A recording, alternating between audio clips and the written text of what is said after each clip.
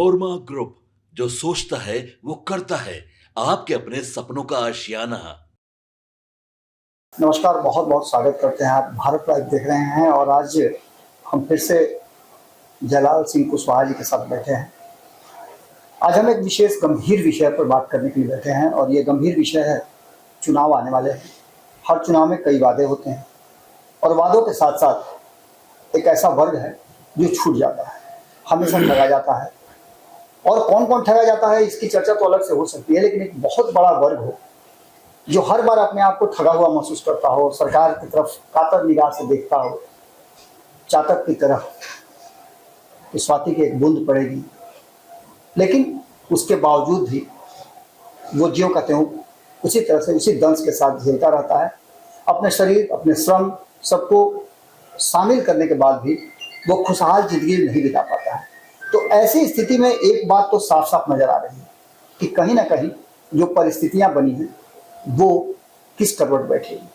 हम बात चुनाव में किए गए वादों से किसानों को जोड़ने की कर रहे हैं। बिहार एक कृषि प्रधान राज्य है और यहाँ किसानों की संख्या अत्यधिक है। ऐसी स्थिति में अगर किसानों का सुध नहीं लिया जाए, उन्हें बूस्टअप नहीं किया जाए, उन्हें नई तकनीक नहीं बताई जाए, तो निश्चित रूप से इस राज्य के साथ साथ इस देश और दुनिया का कहीं ना कहीं घाटा हो रहा है। किसानों की समस्या को लेकर के जलाल सिंह कुशवाहा लगातार वर्षों से जमीन पर है, सरकार से भी और अपनी पार्टी के द्वारा उन्हें अधिक से अधिक सहयोग करने की कोशिश कर रहे हैं। चाहे उनके साथ बैठ करके उनकी समस्याओं को सुनना, उसके निदान की बात हो, या उनके लिए लड़ाई लड़ना, सब कुछ करते रहते हैं। आज हम चुनाव में 4 महीने बाकी हैं और इस विषय पर बात करेंगे। इसके अलावा और कई विषय हैं जिस पर हम चर्चा करेंगे, लेकिन सबसे बड़ी बात यह है कि ये ऐसा वर्ग है, मुझे भी पता है कि राजनीतिक चटकारे लेकर के आप लोग सुनते हैं, लेकिन ये जो समस्या, आप प्रतिदिन जब सुबह सो करके उठते हैं, ब्रश करते हैं, तो सबसे पहले आपको नाश्ता की जरूरत पड़ती है। और नाश्ता कहाँ से आता है, कौन देता है, किसकी मेहनत का फल होता है, आप उस पर ध्यान नहीं देते हैं। लेकिन ध्यान देना पड़ेगा। अगर किसान किसानी छोड़ दें तो इस धरती पर प्रलय आ जाएगा, अन्न नहीं मिलेगा और अन्नदाता को खुश करना जरूरी है। इस बड़े विषय पर हम बात करेंगे। जलाल जी, पहले तो आपका बहुत बहुत स्वागत है। आप एक बड़े कॉज को लेकर के आगे बढ़ रहे हैं।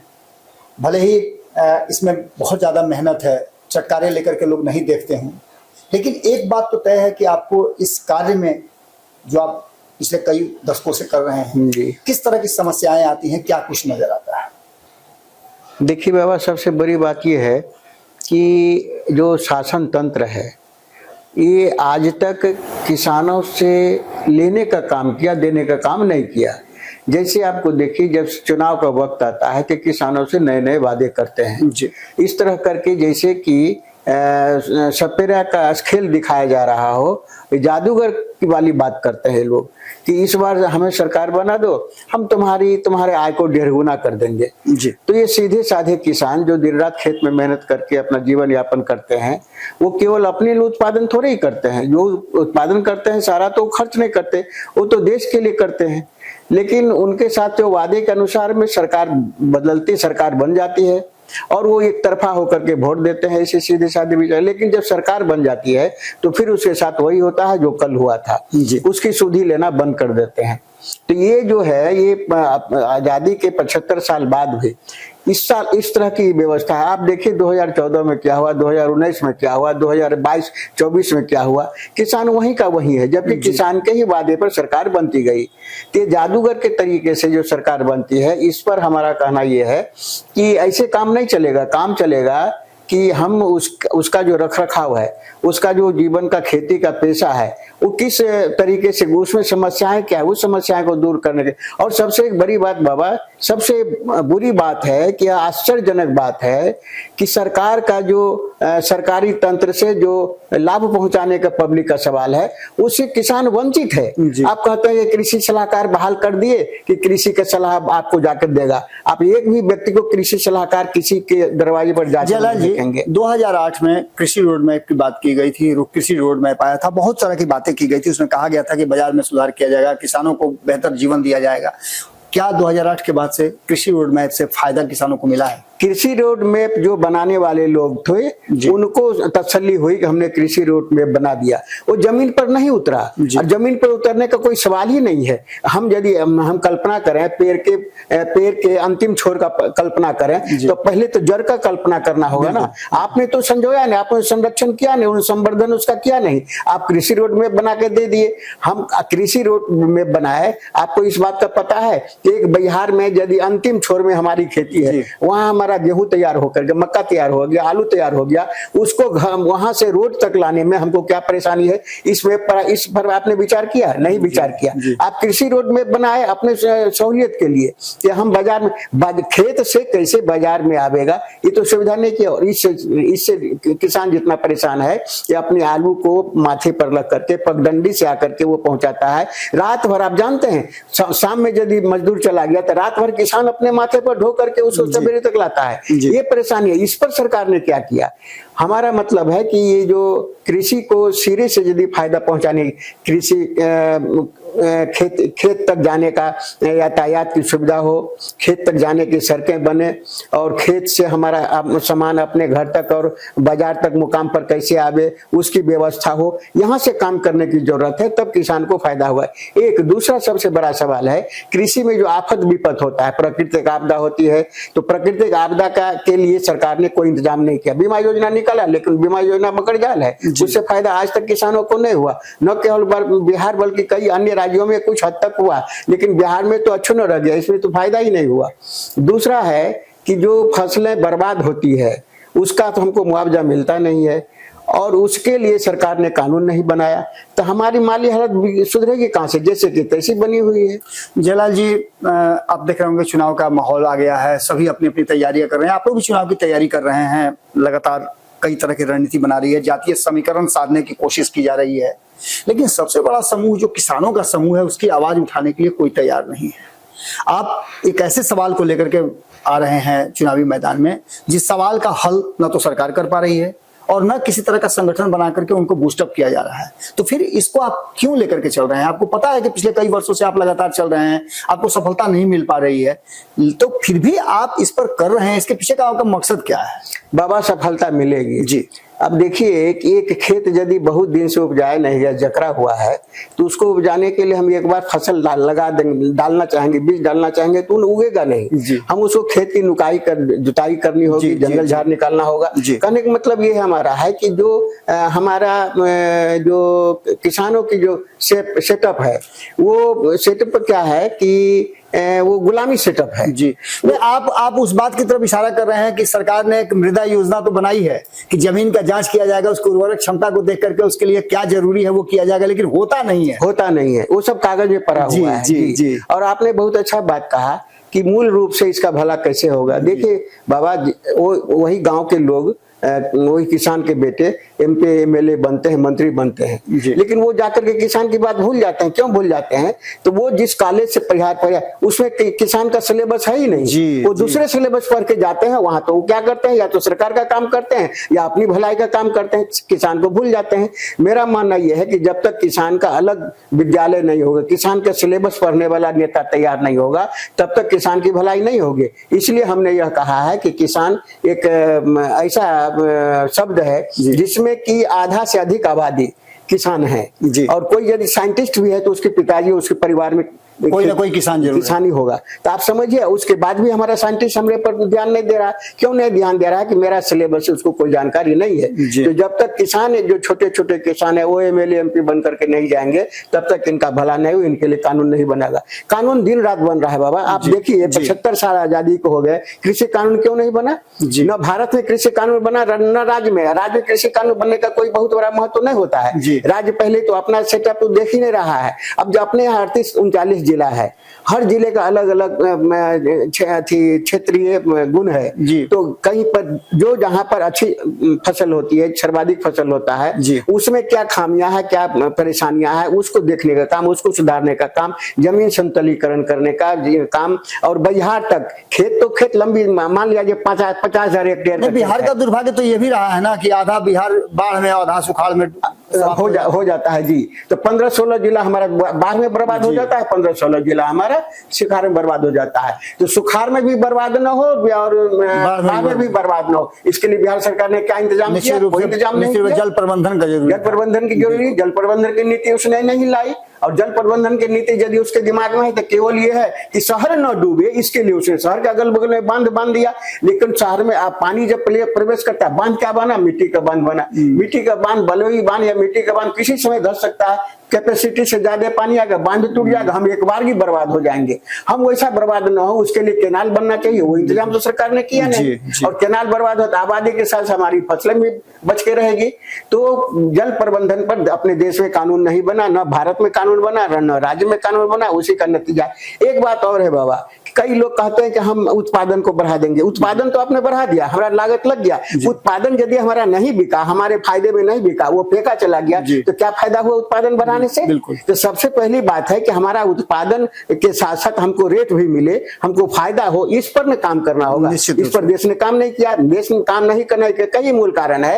एक है जो कानून बनाते हैं वो हमारी बात को जानते नहीं। जब तक हमारा आदमी नहीं जाएगा, वो अच्छे अपने शब्दों में लिखवा ले, लेकिन मेरा आदमी जो मसौदा देगा उस मसौदे पर कानून बनाना। हम लोग पॉइंट टू पॉइंट बात करते हैं। सबसे पहले हम लोगों ने बात किया कि सिंचाई का प्रबंध उचित तरीके से नहीं है, बाढ़ सुखाड़ में हम डूब जाते हैं। सरकार ने 55 पैसा प्रति यूनिट के हिसाब से बिजली दिया है। तो ये तो निश्चित रूप से किसान के हक में है, किसान के लिए फायदेमंद है। जी। अब देखिए ना, मैं तो कह रहा हूँ आपको बाबा कि एक व्यक्ति को यदि साफ सुथरा दिखना है तो केवल माथा साफ कर देंगे हम, अब पैर गंदा रहेगा, पैर में गंदगी लगी रहेगी, वही तो हाल है। ये क्या करना चाहते हैं? ये ऊपर की काम करना चाहते हैं। वो आपने 55 रुपया में तो पानी जो बह रहा है, जिस खेत में 1 इंच बराबर का पानी लगना चाहिए तो बराबर की अच्छी फसल होगी, वहां 5 इंच समतलीकरण नहीं है, 5 इंच पानी लग रहा है। तो आपने बिजली का इंतजाम कर दिया और उसे हम पानी पटा रहे हैं, लेकिन पानी पटा के भी हम परेशान में गिरे हुए हैं, हमारा बराबर का लाभ तो हुआ नहीं। तो सरकार इस तरह काम को करना नहीं चाहती है। मान लिया जाए बाबा, एक हवाई जहाज बनाना है, हवाई जहाज का पंखा बना देने से हवाई जहाज चल जाएगा क्या? अरे हवाई जहाज बनाना है, उसको देखो ना कहाँ से शुरू करनी है। सारा चीज उसका मजबूत होगा, सारा चीज उसका सेटअप होगा, तब जाके हवाई जहाज काम करेगा। तो वो हालत तो सरकार की, उस पर तो सरकार चिंता की नहीं की एग्रीकल्चर में। पिछले कुछ दिनों में हमने देखा है कि आप जब पटना से अपने क्षेत्र की तरफ जाते हैं, लोगों से मिलते हैं, तो बीच बीच में मैंने देखा है कि किसानों के बीच में आप जाते हैं, खेत में बैठते हैं, लोगों से बातचीत करते हैं। आप चूंकि वीडियो बना करके साझा करते नहीं है, लेकिन जो मेरी जानकारी है, कुछ वीडियोज मेरे पास आए हैं, कुछ फोटोज आए हैं, कुछ लोगों ने मुझे बताया है कि ऐसी बातें हैं। आप किसानों के बीच में जाते हैं, वो उन किसानों के बीच में जाते हैं जो संपन्न भी हैं, और उन किसानों के बीच में जाते हैं जो बटाई पर लेकर के खेती करते हैं, उनसे भी आप मिले हैं। आपको कहाँ कंट्राडिक्शन नजर आता है? कौन ज्यादा सुखी है और कौन ज्यादा दुखी है? क्या दोनों एक ही समान है या दोनों को परेशानी है? देखिए दोनों एक ही समान है, सच बात कहिए तो ये इसलिए एक समान है कि समस्याएं से दोनों जूझ रहा है। जो बटाईदार किसान है, ठीक है, वो बटाई करके आधी बांट करके जमीन मालिक को दे देते हैं। तो जमीन मालिक को आधी देते हैं तो जितना फसल होगा उतना ही ना आधी देंगे। अब फसल ही कम हो रहा है, जितना हमारा बटाईदार लागत करता है उसके अनुसार। अब कुछ बटाईदार ऐसे हालत में पहुंच गए हैं कि वो कहता है कि हम बटाई करके भी हमको फायदा नहीं होता है, अब वो खेती छोड़ने वाले हैं। अब हमारे वीडियो में कई देखे होंगे जो किसान अपने मुंह से बोलता है कि देखिए हम बटाईदार करके हमारे घर में 16 बच्चे हैं और मियाँ बीवी मिलाकर के 18 व्यक्ति हैं, 18 व्यक्ति मिलकर खेती करते हैं, उसके बावजूद भी हमारा पेट नहीं भरता है। हम अपने ही लिए नहीं हो पाता है तो हम लोगों को क्या करेंगे? ये हालात है बाबा। इस हालात पर कभी विचार तो सरकार ने किया नहीं। एक दूसरा जो संपन्न किसान है बाबा, उसकी हालत ये है कि संपन्न किसान है, खेती, अब मान लीजिए उसके पास 10 एकड़ जमीन है, 10 एकड़ जमीन का दाम हो गया, मान लीजिए यदि 10 लाख रुपया एकड़ भी जमीन होगा, 1 करोड़ की जमीन है, उसे घर में फायदा कई बोरा गेहूं आ रहा है, 25 बोरा गेहूं आ रहा है। 1 करोड़ का आप देख लीजिए, 1 करोड़ लागत का 1 करोड़ रुपये का कितना शुद्ध बन सकता है? उसको 25 बोरा केवल गेहूं मिले तो संपन्न किसान भी कहाँ खुशहाल है? खुशहाल कहाँ है? अनुपातिक तो देखना होगा। एक पान का दुकानदार 50,000 रुपए लागत से दुकानदारी करता है, वो शाम में 5,000 रुपए घर लेके जाता है। एक 50,000 रुपए का खेती करने वाला शाम में उसको क्या मिलता है बाबा? वो भिंडी लेकर के बाजार में आता है, एक टोकरी भिंडी लाया तो कभी शुरू में बिका 10 रुपया किलो, उसके बाद लास्ट में 3 रुपया किलो बेच के चला गया। उसके पास जो पैसे हो, 1 बोतल किरासन तेल भी, 1 बोतल जो है करू तेल खरीदने जाएगा तो उसके 180 रुपया लेगा, वो भी पूरा नहीं हो पा रहा है। तो ये तो हालत है बाबा, इसकी चिंता कहाँ किसी को है? जलाल जी, आपसे हमारी बातचीत इससे पहले भी हो रही थी। इधर बिहार सरकार ने आयोगों का गठन किया है, कई आयोगों का गठन किया है, लेकिन एक आयोग उसमें मिसिंग है, कृषि आयोग। बहुत अच्छा आपको हुआ। क्या लगता है कि मतलब कृषि आयोग सरकार को बनाना चाहिए, उसका गठन करना चाहिए, उस पर काम करना चाहिए? देखिए बाबा, जो सच बात यह है कि आयोग जो है ये भटकाने का एक जरिया है सरकार को। सरकार अपने कुछ नहीं कर पाती। आखिर सरकार क्यों बनता है? सरकार में इतने मंत्री बनते हैं, विभाग बढ़ते हैं, विभागों के अनुसार उनको काम करना है, फिर उसके बाद उनको आयोग का जरूरत पड़ गया। इसी आयोग का जरूरत पड़ गया कि अपने कामों में मतलब कि अपने कामों से झुटकाने के लिए, अपने कामों पर हमारे नाकामयाबी पर लोग ध्यान नहीं दे, उसे आयोग का गठन किया। ठीक है, आयोग का गठन किया। दुर्भाग्य है बाबा, अभी से कई वर्ष पहले आपको याद होगा कि कृषि आयोग पर भी एक व्यक्ति का बहाली हुई, उसको एक जीप मिल गया, एक छोटा सा कोठली मिल गया, वो उसके भाई बाप इक्विवेलेंट मंत्री के बराबर हो गए। अब बिहार घूमो, बस हो गया। और असल में आयोग का क्या काम होना चाहिए? मान लीजिए कृषि आयोग, अभी आपको बाबा अभी युवा आयोग बना है जी। युवा आयोग का जो कंसेप्ट है, किस बात के लिए आपने बनाया? युवा की बेहतरी के लिए, भलाई के लिए। तो कृषि की भलाई के लिए क्यों नहीं?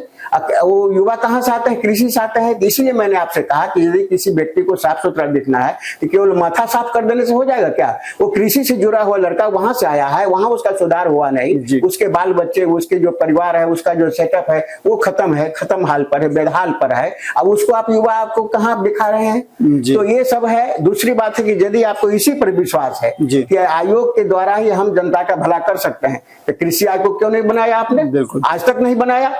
और आप गूगल में तो कहीं दिखाई नहीं पड़ता किसी आयोग का बिहार सरकार के पास कोई व्यवस्था है। यदि इस तरह की बात है तो हम बिहार सरकार से यह मांग करेंगे कि यदि आपने आयोग के जरिए ही देश का भला करना सोचे हैं तो फिर कृषि आयोग तुरंत बनाइए और इलेक्शन के पहले बनाइए कि यह दिखाई पड़े कि हाँ, कृषि के लिए भी तैयार है सोचने के लिए। यह मैं आपको बलपूर्वक मैं कहना चाहूंगा बिहार सरकार को। जी जयलाल जी, किसानों को लेकर के आपने एक मैगजीन का भी शुरुआत करने का प्रयास किया है। आपकी मैगजीन बहुत जल्द आने वाली है, जैसे कि हमारी बातचीत हो रही थी। किसान चातुर्दिक विकास, ये पूरी तरह से डेडिकेटेड होगी किसानों को। जी। इसका कॉन्सेप्ट क्या है? देखिए, सच बात यह है कि अभी तक किसानों को आगे बढ़ाने के लिए, किसान के जीवन में बेहतरी आवे, किसान कहाँ कहाँ चूक के बदले उसको भारी नुकसान उठाना पड़ता है। कौन सा ये नुकसान है? इस तरह की कोई पत्रिका मैं समझता हूँ बाबा आपके हाथ में भी नहीं आई होगी। हाँ, पत्रिका आती है, वो सरस सलील पहले छोटा पत्रिका था जो बराबर घूमता था, गाँव में घूमता था, 2 रुपए में मिलता था।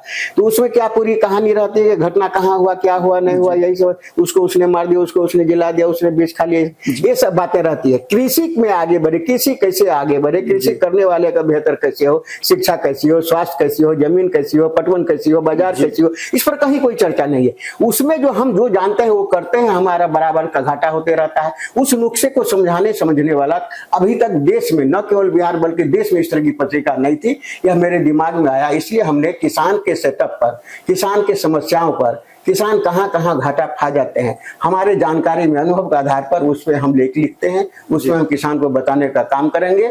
इसी नाम का एक किसान चतुर्दिक विकास द्वारा नाइस रजिस्टर्ड हुआ है और उसको हम लोग बाबा इसी महीने में, जुलाई में ही हम लोग उसको विमोचन करने वाले हैं। मैं आपको भी बुलाऊंगा, आपको भी सम्मानित करूंगा। और जो हमारे किसान है, बटाईदार किसान है, संपन्न किसान है, युवा किसान है, उद्यमी किसान है, जो हमसे सहयोग का आशा रखते हैं, वैसे लोगों को बुला करके हम उनको प्रेरित करेंगे कि चतुर्दिक विकास में आप समझिए, इसको पढ़िए, पढ़ाइए। और एक तो बड़ी बात है बाबा कि किसान से हम आग्रह करना चाहेंगे हाथ जोड़ करके, वो अपने बेकार के अपना जो उनके पास समय बचता है खेती बेटी से सब कुछ करके, तो वो कहीं चाय बाय पीने में, कब गप लगाने में, किसी का अदगोई बदगोई करने में, किसी का बकवास करने में लगाते हैं। वो न लगा करके वो कुछ पढ़ें। पढ़ने की आदत किसानों को होनी चाहिए। जब तक पढ़ेंगे नहीं, दुनिया बहुत आगे बढ़ गया, पहले वाली दुनिया है नहीं। अब उनको पढ़ना भी होगा। दुनिया जिस गति से देश चल रहा है, कम से कम उसके आगे नहीं तो पीछे पीछे दौड़ना पड़ेगा। किसान ज्ञान अर्जन करने के लिए, ज्ञान के अभाव में होता है। अब ज्ञान से भगवान मिलते हैं, तो ज्ञान तो हमको चाहिए, तब हमको भगवान मिलेगा। इसी तरह हम कहना चाहते हैं कि खेती के लिए ज्ञान चाहिए। और पहली वाली बात है, जमीनें घट गई, आबादी बढ़ गई, अब थोड़ी जमीन में भी हमको अच्छी तकनीक के तहत खेती करनी है। तो हम इसका कैसे प्राप्त करेंगे? तो ज्ञान से प्राप्त करेंगे। ज्ञान कहाँ मिलेगा? तो जो अनुभव प्राप्त लोगों ने लिखा है उसको हमको पढ़ना होगा, पढ़ने के लिए समय निकालना होगा। इसी उद्देश्य की पूर्ति के लिए किसान चतुर्दिक विकास पत्रिका हम लोगों ने निकाला है, जो बहुत ही जल्द बिहार के किसानों को के साथ ही नहीं बल्कि देश के किसानों के हाथ में हम देना चाहते हैं। चलिए, बहुत बहुत धन्यवाद आपका जयलाल जी। तो आपने देखा कि जयलाल जी ने एक कॉन्सेप्ट लाया है किसानों को लेकर के। हालांकि और भी बहुत सारे इनके पास कॉन्सेप्ट हैं, उस पर भी हमने चर्चा कई बार इनसे की है। किसानों को लेकर के जो इनकी सोच है और जिस तरह से ये लोगों को एकजुट कर रहे हैं, इनकी जो मैगजीन है, उस मैगजीन को छापेंगे तो जरूर, लेकिन छापने के साथ साथ लोगों तक पहुंचाएंगे भी, किसानों तक मिलेंगे भी। और इसके साथ साथ किसानों के खेत तक कैसे उद्यम पहुंचे, उद्योग पहुंचे और उनके फसल का सही मूल्य वहीं पर मिल जाए और उसी से प्रोडक्ट तैयार हो, इस पर भी ये काम कर रहे हैं। कई संस्थाओं से इनकी बातचीत चल रही है। अब देखना होगा कि आगे क्या कुछ निकल के सामने आता है, लेकिन सरकार को भी ध्यान देना पड़ेगा। सरकार को जगाने के लिए भी ये मैगजीन कहीं ना कहीं ऐलान आयोग के बारे में, उसके साथ साथ इन्होंने आयोग की बात की है। आयोग की बात आपने सुना ही, आपने कहा ही कि आयोग तो निश्चित रूप से कृषि आयोग के लिए भी कह रहे हैं कि चुनाव से पहले अगर सरकार में थोड़ा सा भी मादा है या किसानों के प्रति सोच है तो आयोग भी वो लेकर के आए। बहुत बहुत धन्यवाद, नमस्कार। आपके सपनों को हमने सजाया है, ई होम्स पैनोरमा को हमने बनाया है। ई होम्स मेरा एक सपना था जिसपे मैं पिछले 4 साल से काम कर रहा था। हमने जो बनाया है वो सबने है माना। ई होम्स पैनोरमा में हो आपका भी आशियाना। और फाइनली हमने 2021 में इस प्रोजेक्ट को लॉन्च किया। बहुत लोग अप्रिशिएट कर रहे हैं कि पूर्णिया जैसे शहर में, बिहार के, एक तो बिहार की बात करें उसमें भी पूर्णिया जैसे छोटे जगह में इस तरह का लाइफस्टाइल देना, ये सुन के हम लोगों को बहुत अच्छा लगता है। ई होम्स में हमने कुछ और भी किया है, जैसे हम जिस जगह में रह रहे हैं हमारे फैमिली सिक्योर हो, उनको सिक्योरिटी का ध्यान में रखा है। आपकी सुविधा और सुरक्षा आपके लिए खास है, ये आपका विश्वास है। इसमें आर्टिफिशियल इंटेलिजेंस का 7 लेयर सिक्योरिटी का हमने इस्तेमाल किया है। लस ग्रीन कैंपस को बनाया है। यदि हमारा बाउंड्री वाल है तो वो वर्टिकल गार्डन है। ये जितनी भी फैसिलिटी होता है एक इंटरनेशनल टाउनशिप में ई होम्स है, ये हम लोग विश्वास नहीं कर पा रहे हैं। जो भी हमारे मित्र दोस्त या जो भी हमारे बाहर के बाहर आते हैं तो हम लोगों को बहुत अच्छा सुनने को मिलता है और बहुत अच्छा क्रेडिट मिल रहा है। वो सारा हमने सिर्फ एक बिल्डिंग नहीं बनाया, हमें एक बहुत अच्छा लाइफस्टाइल दिया ई होम्स में, और मेरा एक सपना था जिसको मैं आज फुलफिल होते हुए देख पा रहा हूँ। ये आपका आवास है। ई होम्स पैनोरमा में अब आपका निवास है। E Homes Panorama, luxurious lifestyle redefined. Panorama group, जो सोचता है वो करता है। अगर ये वीडियो पसंद आई और वह बिहार के राजनीति और बिहारियत से सरोकार रखेनी तो सब्सक्राइब बटन दबा के चैनल के सब्सक्राइब कर ली। ओजे एगो घंटी बा, ओकरा बटन दबा देला से कुल सटीक और मारक खबर रुआ मुफ्त में मिल जाई। अगर रुआ पत्रकारिता के हमनी के नया प्रयोग में सहयोग कर चाहतानी तो ज्वाइन बटन दबा दी। पेटीएम नंबर नोट कर ली 9386 816 700।